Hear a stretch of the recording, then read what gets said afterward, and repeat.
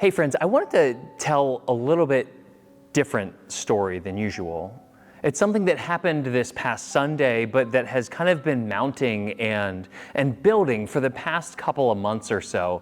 And if we don't put it to words, we'll miss it.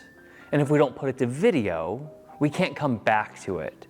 Because I really do think that this past Sunday, we encountered something that becomes a defining story for the people at Mount Zion.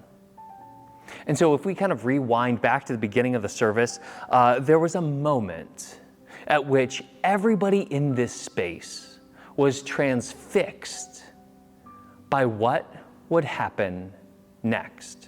And it was during our prelude, during the time where we usually light the candles. And so I hadn't touched base with anybody to help be an acolyte. And so I kind of went down to do my thing. And so when we don't have somebody there, I light the candles.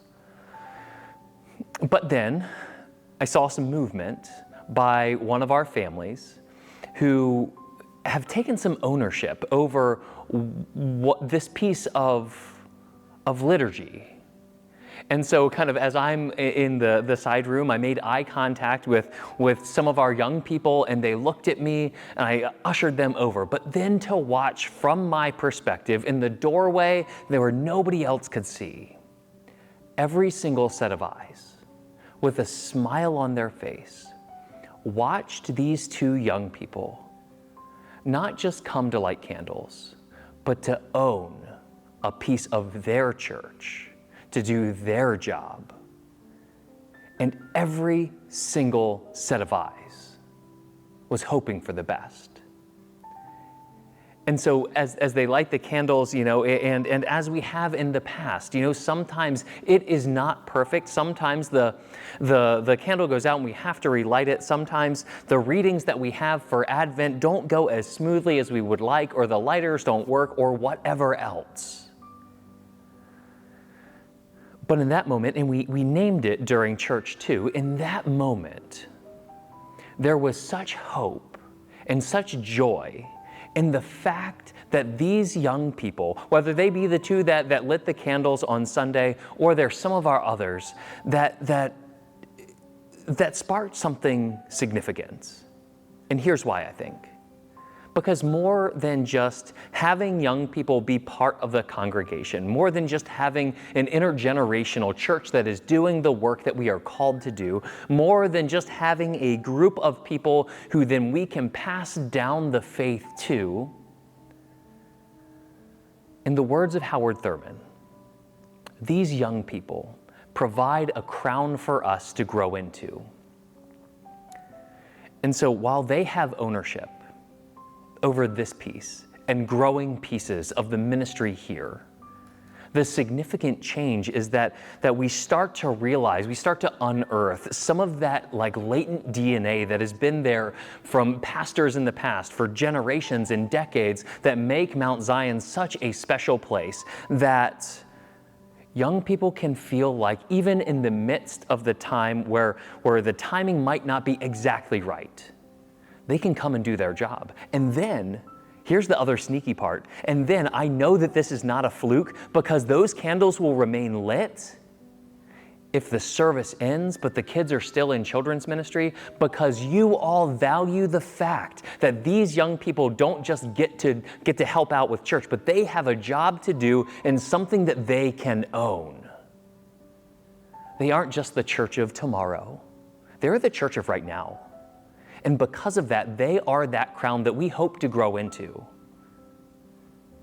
It's almost like a little bit of a mini Easter hope, right? Because we see the potential of what we could be and the imagination and the excitement of these young people. And we get to be a part of that too.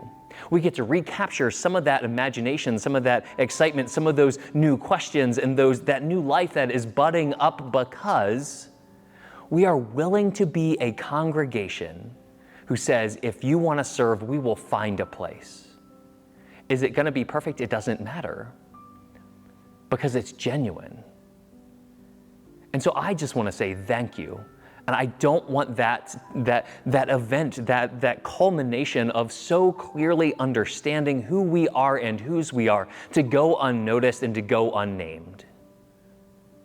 Because if we continue down this path of claiming the gift of being a community church that is willing to be a safe place for anyone of any age, of any stage in their faith walk to come and participate in a way that is meaningful and relevant to them, we are being that force of transformation.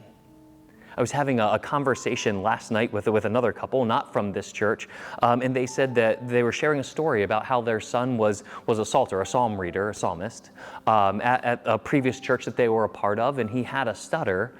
But then he realized that the entire congregation was on his team.